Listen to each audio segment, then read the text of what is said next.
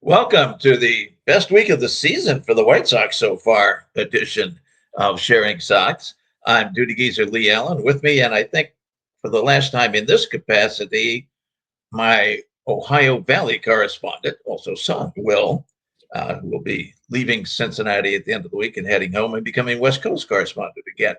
Uh, we are recording this on a Wednesday morning when the Sox are in Cincinnati, having had a dramatic win the night before, and having taken taking 2 out of 3 at home against Miami. I don't think is a huge accomplishment, but it was a nice big win on Tuesday night with in the 10th inning. With first of all, Chase Meidroff doing a wonderful job of fending off a 2-strike pitch and making it go through the hole. I thought that was very badly defended, incidentally. Did you see it? Yeah, I did. Yeah. I thought I looked at reviews of it. Why their second baseman was playing as you would for a pull hitter, like just barely legal side of second base against Chase Meidroff, and then they throw him an outside high fastball. Now maybe that was a mistake. Maybe the pitch was supposed to be high and inside. I but either way, that was the pitch was a mistake. Yeah, it's yeah. got to be a mistake. If that's not the case, why was he over there? Because that was a routine grounder to second against a Chase Meidroff, who is an all fields spray hitter. I didn't understand, but anyhow, it worked. Thank you, Cincinnati, for helping out. And then Miguel Vargas, who is on such a tear. I mean, he creams a homer on the first pitch. Yeah, I think with the Meidroff situation, that pitch, I'm sure analytics or whatever say that a high inside fastball he will turn over into a ground ball to the left side of the field, and they did not put the ball on the inside part of the plate. Analytics don't matter if you don't put the ball where they say you need to put the ball. Was a dramatic win last night, though. It's good. It's almost like this good week for the White Sox. Something feels holy about it. I don't know what that could possibly be. I was going to say it is possibly a coincidence that we have our very own Pope, but it seems like divine intervention has entered in there. I mean, Tim Elko suddenly comes up from the minors. I know that felt like a moment of divine intervention. when my phone started blowing up that Tim Elko got called up, I was like, miracle number one. It's not super dramatic because the Pope can't go into the papacy and all of a sudden the White Sox win the next 100 games, because you can't immediately become Pope and prove the existence of God. Like their whole brand is belief, so you can't all of a sudden, come in and Andrew Vaughn hits 340 for the rest of the year, because then for a fact that the Pope has a direct line to God, and God is now in control of the Chicago White Sox. So I understand why you have to ease into it. That being said, I'm of course now expecting the White Sox to be 2025 World Series champions. It's just going to be, kind of a zigzag route. Sure, and he's busy right now. He's busy.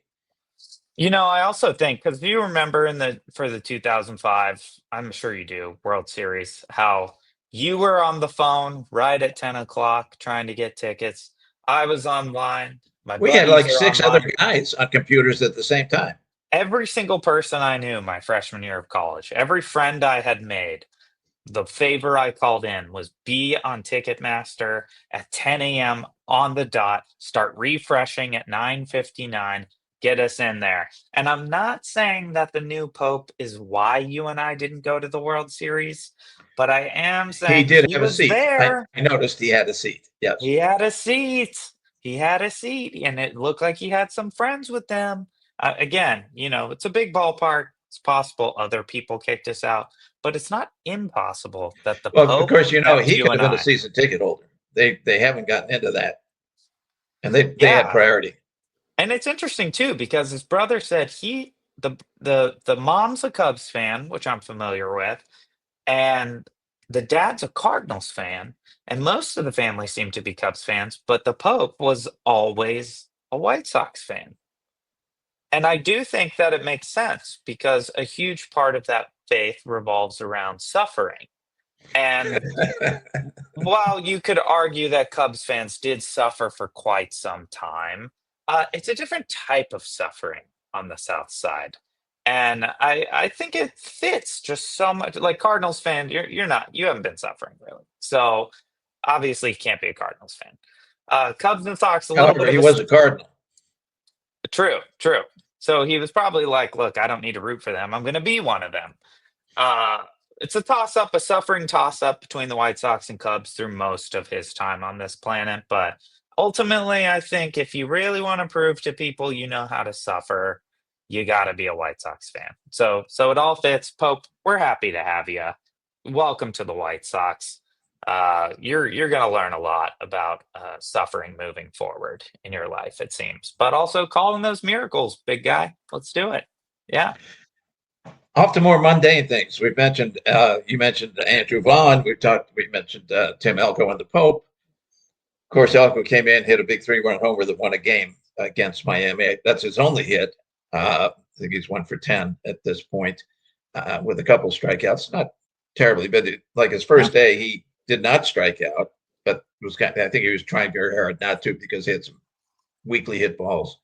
But I wonder how much the Elko factor has influenced Vaughn. Here's Andrew Vaughn, terrible, horrible, couldn't be worse.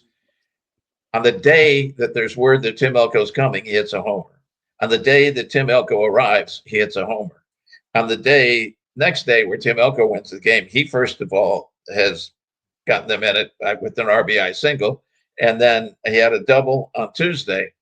There was a story that came out, and I don't remember who it was, but a White Sox minor leaguer who said that Vaughn would, at the Arizona Training Center in off season, would just drop in and do the absolute minimum and drop right back out again, where other guys were straining with the weights and everything. He'd come out, kind of do a curl here and a curl here, and hit a few balls in it. I don't know that it's true, right? We're not saying, oh, he's a lazy bum. That's the accusation. I wonder, it's possible. Note the word possible. We're not making an accusation here. That if you're lazy there, are you lazy during the season? And I don't mean on the field. Nobody's lazy on the field, but pregame, not doing as much prep as you should have. Absolutely. And all of a sudden, there's this pressure here. Maybe you go to the traject, and spend some time with the starting pitcher that you didn't do before, and that kind of thing. It's possible. It's possible it lights a little fire. I mean, you know what do little league coaches always tell you? You practice like you play like you practice, And obviously those are accusations made by former teammates. Those accusations can be bogged down by other feelings about a human being. But it also, I've seen them play in person a lot. I don't see a lot of stuff going on for the White Sox pregame on the field before games like you do with other teams. I think it's highly possible that Vaughn doesn't have the work ethic that he should have. Again, not accusing, but it's possible. And I think Elko, he's kind of been living in a very safe world. And we even talk about it on the podcast. Who the heck are you going to replace him with? Who the heck did they even have? What are you going to do? They did not non-tender it, and they tendered him. We're going, well, not much choice. What else you got? Yeah, because Elko Elko has never had respect for the people who do prospect listings. No, not at all. Not at all. So I think, it probably did light a little fire under his butt to see that the White Sox were surprisingly bringing him up. And that puts Vaughn's job on the line. I mean, Major League Baseball players' jobs are always on the line. Even superstars, when you start to regress or when you start to slump, your job is on the line. When you get to superstar level, it takes a ton to get you off that field. But anybody below that could come and go at any time. And I do think that the presence of Elko, and that could have been part of the inspiration for doing it, would be like, we got to do something to motivate Vaughn. And if that means we got to bring Tim up to show him we're willing to bring Tim up, uh, Well, hopefully Tim was that's also not the hitting the case. cover off the ball, and he had the most numbers of Totally. anybody in the whole minor leagues. Yeah, no, Um, it's not like we're gonna just bring a warm body up, but let's bring up the guy who's scorching hot in the minor leagues and see what that does to the guys we have up here. Yeah, as you mentioned, Elko's only 1 for 10. The 1 for 10 is a home run. Batting 100 in Major League Baseball doesn't seem that rare right now. Of course, you gotta I bring it guess up. he's out hitting a Maya. Only a couple strikeouts is a good thing. But again, pitchers haven't seen him, so those can start to rack up really quickly. You never know who's going to Now, adjust what, how quickly. Boston has lost Tristan Casas for the season. They have an internal warfare going with Rafael Devers about playing first base, which apparently he's just not going to do. They are desperate for a first baseman. I think you'd have to be absolutely desperate to take Andrew Vaughn, but they're desperate. I mean, you got to be the Rafael Devers not being willing to play first base thing's crazy to me, but clearly he's got some things going on. I mean the level of And the indications desperation. up there from the little things I've read from Boston teammates, he's a good teammate. He's not that kind of guy. Yeah, totally, totally. It's just whatever's going on with the front office and whatever that's about. There's a lot going on behind the scenes that we don't even know about, I would think. You do have to be extremely desperate to go for Andrew Vaughn. That being said, if he puts together, let's say the Elko thing is lighting a little fire under the butt, and he puts together a pretty decent next 30 days, then he's going to start looking really appealing to a team like Boston. And, if you're desperate for a first baseman, a guy who's hitting 220 is not out of the realm of possibility Well, and whatsoever. Boston's a good field for him. He's a good routine fly ball to left guy, which in Boston is A home on run, or or at over the least Green a Monster. long single. Yeah. I mean, Yeah. for Vaughn, anything off the Green Monster is a single for sure. He runs like For he has a Vaughn, piano anything on off the his center back. field wall in Boston is a single, but that's a different story. I think he's literally one of the slowest guys in the Yeah, he entire is. He league. is. Yeah. Yeah. That's crazy. I don't have high hopes that they're going to be able to do anything with Vaughn, but if he does string together a decent mid-May to mid-June, it's certainly a possibility because Boston is a contender for a playoff spot, and they're going to need somebody to catch the ball over there when somebody throws it over there.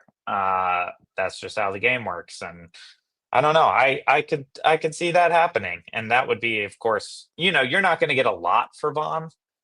No, I mean he's the worst defensive first baseman in baseball, and as of now, a bad hitter despite a good 4 days. But he has high exit velos, and if the mindset is this dude can just hit the ball off the monster a lot, uh, that's that's a valuable guy. That's a guy who's going to get on base in Boston. It's possible he has a lot more success on that field layout than he does in Chicago. I agree with you, and for that reason, he might not be a bad fit. You're going to get, probably just a couple very mediocre A ball kind of guys for him. But sometimes those guys end up being very good A ball guys, and then they end up being good double A, and then they work their way up. Baseball, it's prospects are such a crapshoot. You just have Oh yeah. you have no Yeah, idea no, until you know. you will definitely get what they call a lottery. A Yeah, lottery ticket is all you're going to get, and probably nothing. But why not? You've cleared out money, which Jerry be very happy with, and cleared the way for another player. But Elko has to show something. You mentioned about when somebody comes up, like Elko's just come up, you don't know what's going on for a while because you don't know how nah, he adjusts and you don't know how the league adjusts. It's kind of the same thing still with the two guys who are the best hitters on the team, doing the best job on the team, and who are really terrific. We're real surprised we're concluding Miguel Vargas in this because it was who's that bum? Get rid of him just a few weeks ago. Since he made the adjustment, which apparently is 90% just holding his hands higher, holding the bat Yeah. higher. So he's not vulnerable to any high heat, just can't catch up to it. Now he can do that. The league has not had much time to readjust and learn that, well, yeah, he's great up there now, but if we throw it low and inside, he can't get down to it. That kind of thing. We don't know. The other thing is Edgar Caro, who has been absolutely terrific throughout. The guy trying to steal last night after that Theis was unbelievable. That was just spectacular. That was a career game. Unbelievable. Just and I want to get to next thing I want to get into is the catcher. A nice problem, the catcher problem. But yeah, we don't know yet with those guys. It's not enough time. Another couple weeks, and they're still hitting, and you're going to go, well, maybe this is really for real. Maybe they really are. I've loved Caro from the beginning of picking him up. Vargas was kind of. I do think Vargas is always streaky. He's always been streaky. So you don't quite know with Vargas, but I will say Caro, I do think is a real major league starter. I absolutely. I do too. I'm buying in on Caro for sure. Which brings us to this. Right now, I believe Corey Lee's on his way to rehab in Charlotte. The way things are going, I think they'll say, well, why don't we save a plane ticket? You didn't want that long ride up to Chicago anyway. Why don't you just stay in Charlotte when he's done? Because they do have options with him. But you've got Theis. He's not a rookie. He's in his third year, but they have team control for 3 or 4 more years. Because he just came straight over the Cubs, and you inherit the team control. So he goes into ARB after this year, but that's years to go. So you've got many years of Theis. You've got full control over Caro and Teal, who's not even up yet. So that's going 7 years into the future. And Lee, you've got 5 or 6 more years left. So, I mean, it's a nice thing to have. I guess you can't have too many pitchers, can't have too many catchers. What would you do if things stay as they are? Corey Lee is hitting 333, but that's on 15 at bats. He had a rough year last year, ended up hitting in the 100 somethings. I have a ton of faith in Caro. I really do. And, maybe those are words I'm going to have to eat at some point. I would leave Corey Lee down there. I would let Corey Lee mash in AAA. I would just let him get better and better. Maybe then he comes up. But what I would do right now is start thinking about what we can get for one of these guys. And I think so too. I think that you think about you want to trade the guys you don't have control over when you're in a rebuild situation. But maybe in this case, trading somebody you do have control over can bring something. I think, frankly, more than you get for Andrew Vaughn. You'd absolutely get more than you would get for any of these 4 guys. Yeah, and I think the moral of the story here is don't trade 2 of them, but trade 1 of them.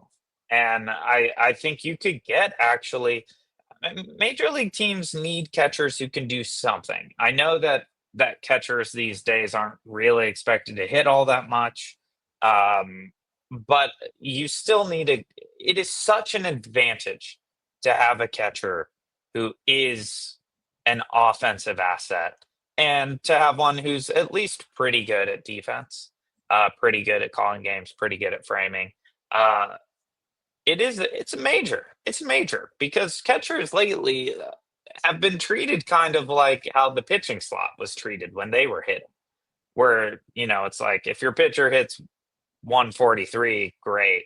Back in the days when pitchers were hitting, catchers, it's not quite that low, but teams seem very comfortable having a catcher that hits 200.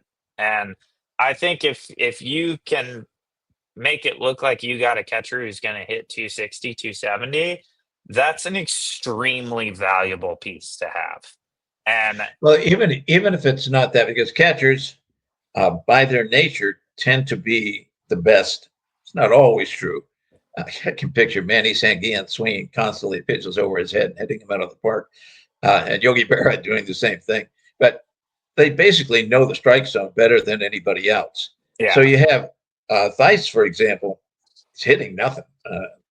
I guess I can look this up, but so Theis is hitting 224, but he's got an OPS of 726 because he's walked 19 times and 88 attempts to the plate. He walks more than he strikes out. He walked last night, although I think they were just pitching around him last night. But uh, yeah. I mean, he if gets you've on got base. He's got a great on base percent. So that's even at a 220 hitter, he's valuable. oh, absolutely, All of these absolutely. guys have defensive strengths and weaknesses, but and Teal is still. I would think they won't bring Teal up unless they do trade somebody. That, of course, the other thing is just one of them go to first base if Elko doesn't work out and you can dump Vaughn next year. Yeah, you certainly could. I mean, having an elite catcher these days is almost non-existent. Even the ones that we thought were going to be elite maybe aren't elite. I'm looking at you, Adley Rushman. But the places that do have a great catcher, Will Smith at the Dodgers, who's been on an absolute tear this season. It changes the game. You can survive some difficult injury scenarios. You can survive a lot more if that spot in the lineup is a valuable hitter. Or when I say hitter, I mean gets on base. And these guys are getting on base. And from Moneyball, what does he do? He gets on base. And Yeah. that's the most important thing. We do need to take our break here. And then when we come back in the second half, we do absolutely have to talk about Major League Baseball's decision yesterday. Uh, Yes, we did not. We did. Yes, that should have been the lead actually, and I just got to slip my well, mind. it'll be our second half chat because we might have different opinions on it, and I'm interested to find out. So hang in there. We'll be right back on Sharing Socks. Welcome back to Sharing Socks. We talked current Sox in this edition, current MLB ball players, but let's go to MLB's decision yesterday to reinstate Pete Rose and Shoeless Joe Jackson. The Pete Rose reinstatement comes at a very convenient time for the Reds organization, as tonight is Pete Rose night, and the Reds will be playing against the White Sox with a sold out crowd. I recently took the ballpark tour at Great American Ballpark, which was great. And And which has the uh, best name in all the ballparks. it does. It's for the wrong reasons, but it does But have a but it works great out. name. And I noticed on their line of retired numbers, they talked a lot about how Pete Rose's presence is not really allowed in the stadium, but they've hidden it in certain places, like the smokestacks that have bats coming out of them. There's 7 bats coming out of each Well, when smokestack. you go and Will's going to the game tomorrow, we have this. We will not put any money in Jerry Reinsdorf's pocket, but Will can go to the game and watch the White Sox tomorrow in Cincinnati with a clear conscience. You will be going down because going from the theater where he works down to the ballpark, you will walk part of that time on Pete Rose Way. It's true. I will. But yeah, so they have, 7 bats coming out of each smokestack. That's 14 bats. That's a nod to number 14, Pete Rose. I think there were a couple places where the staircases have 14 stairs. So, all stadiums have these kinds of things. Like the Dodger Stadium, the staircases on the visitor side are all 13 steps. As a let's give them some bad luck on the way to the field kind of nod. Cool stuff I do like when you find out about stadium design. But Pete Rose not officially allowed to be celebrated. His number is on the retired wall with a big black slash over it, which I thought was really fascinating. It seems like it was some strange compromise with MLB that they're like, okay, you can put the 14 on the retired numbers because he's part of the grade 8, but you have to put a big slash over it so that when kids say, Dad, why has it got a big slash over it? you'll say, because that's a bad man. Very strange. My guess is tonight there will be quite a show of removing the black slash. This is what baseball Oh teams do yeah, all the time, sure, are sure. these grand gestures of actually pretty boring things. Uh, but I'm assuming there will be a wild unveiling of the removal of the black slash. Uh, so Pete Rose is back. Pete Rose is back.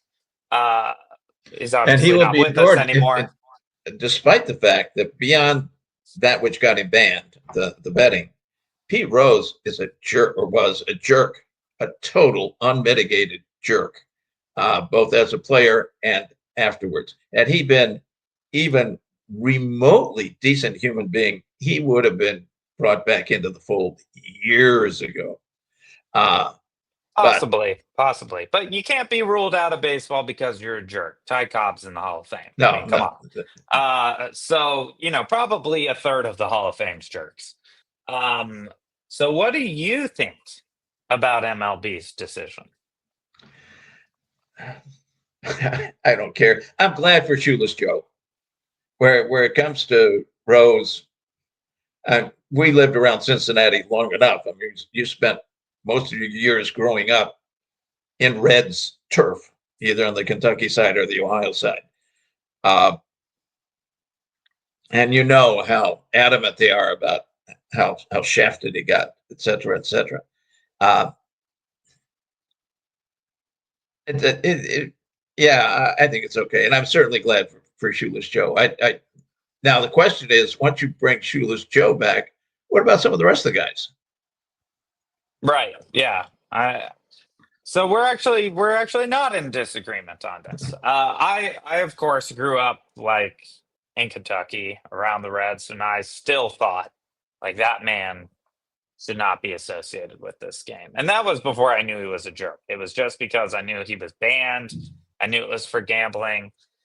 But as I enter every single stadium in Major League Baseball now, and I walk by the BetMGM lounge to the Yeah. FanDuel uh, ice cream stand to the DraftKings bullpens.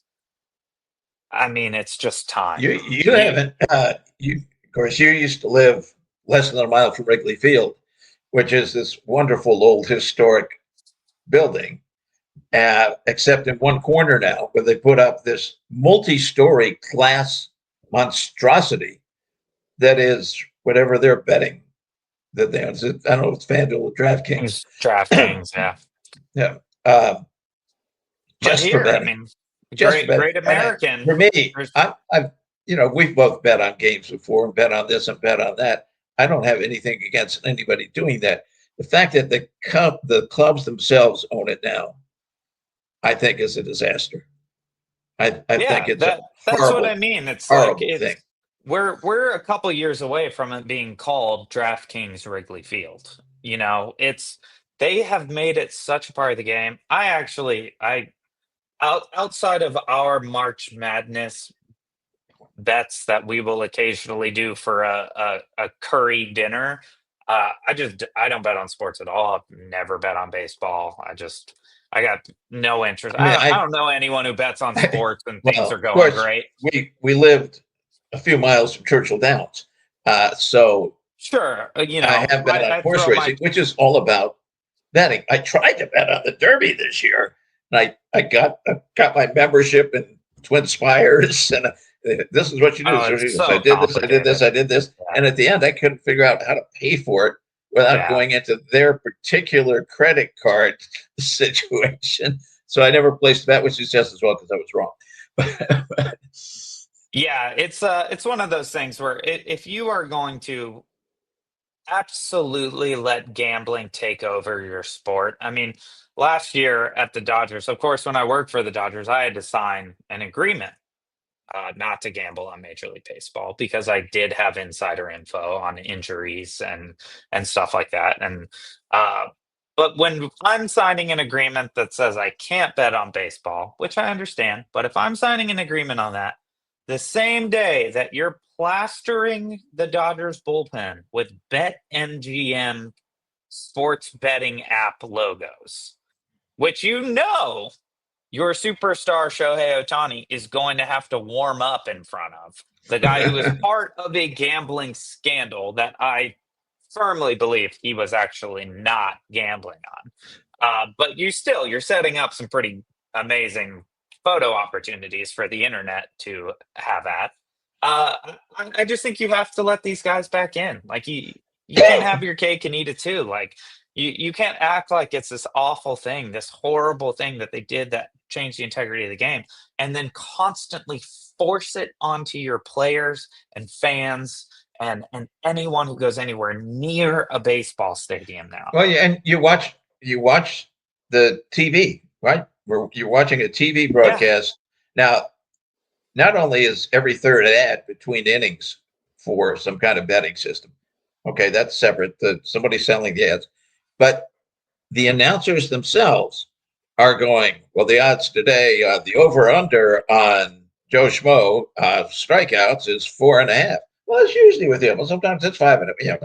And they'll go, well, look, here's the odds on Andrew Vaughn hitting a homer, or Luis Robert Jr. hitting a homer, or Chase Meidroth hitting a homer. Wow, those look like good odds there.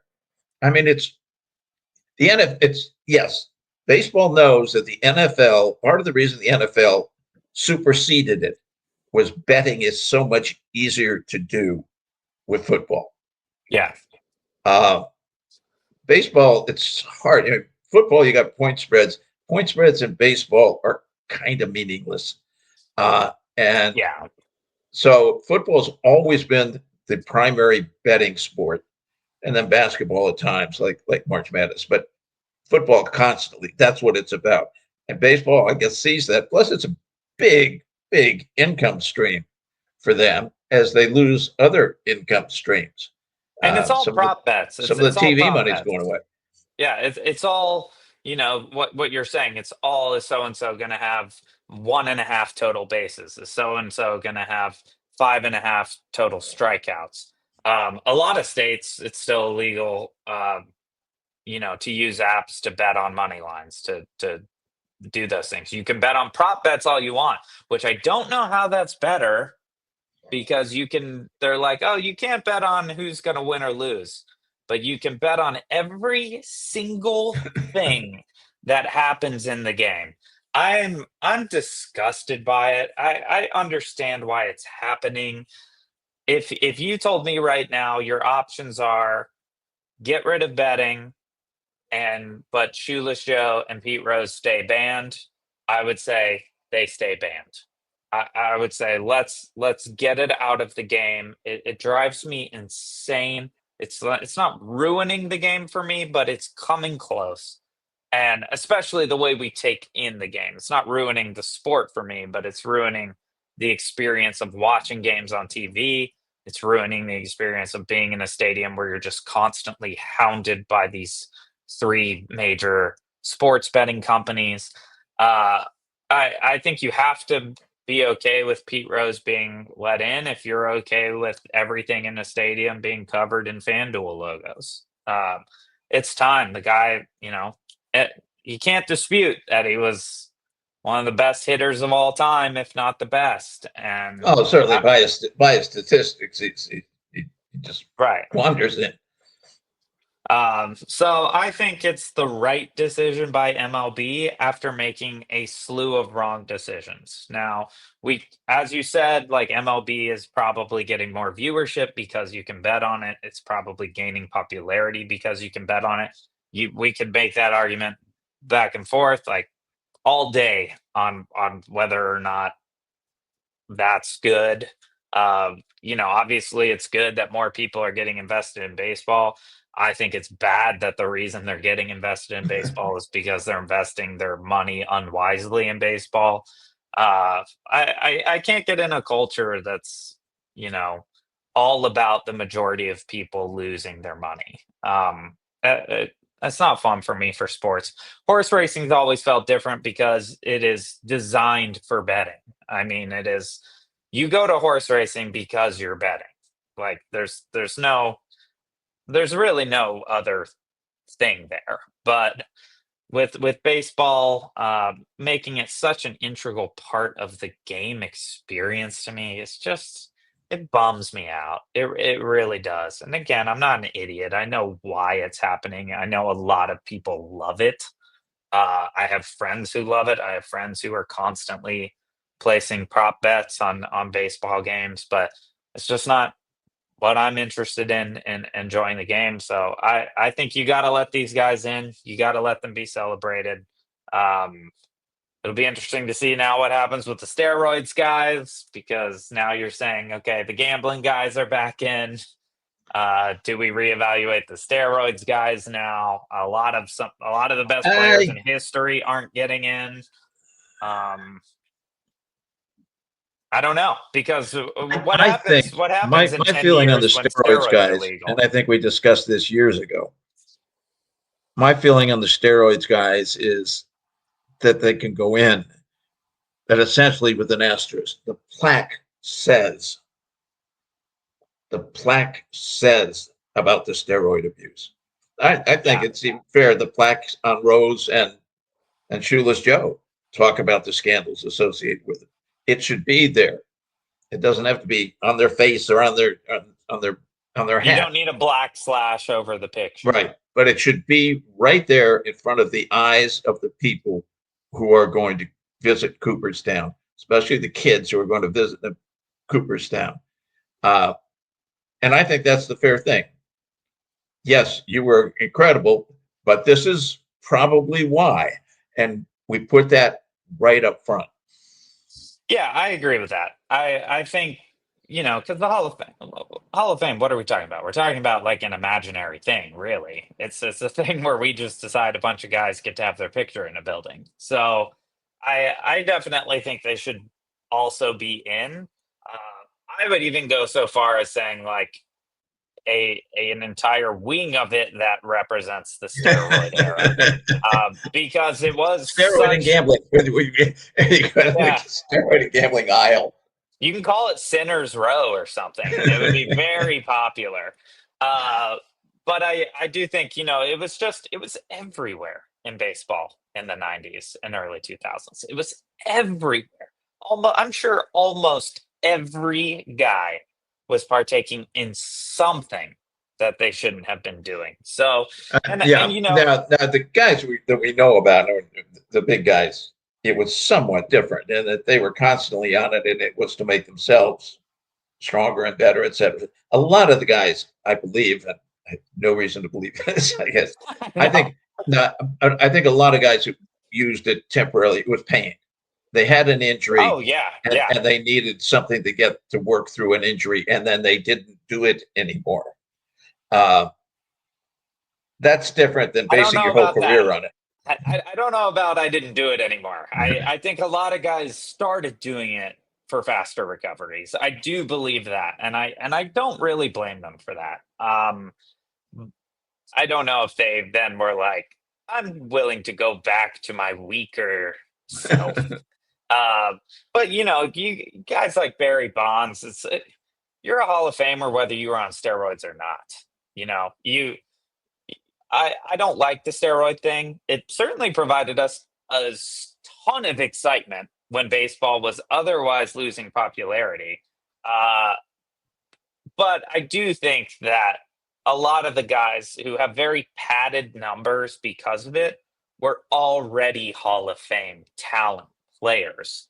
They were doing it to I mean, here's the thing I though. don't know. It's I don't know about, for example, yeah, Bonds, yes. Sosa, Here's the thing. I agree that obviously Sosa's not hitting 600 something home runs, but I will say you still have to hit major league pitching at an elite level to put the bat on the ball. So I'm sure not as many of these balls go out of the park, but these are still guys who were gonna hit the ball, who were gonna be on base, who were gonna have pretty fantastic careers. Uh, yeah, there's probably a couple to talk about that, maybe not. But I do think for the most part, a lot of those guys were already elite talents. And then the steroids pushed them into these comic book level levels of strength and endurance. The one other thing making the steroids worse than the gamblers. Steroids are dangerous. Yeah, yeah. I mean, not every, a lot of people take steroids because, my toe hurts and I take steroid shots in a toe.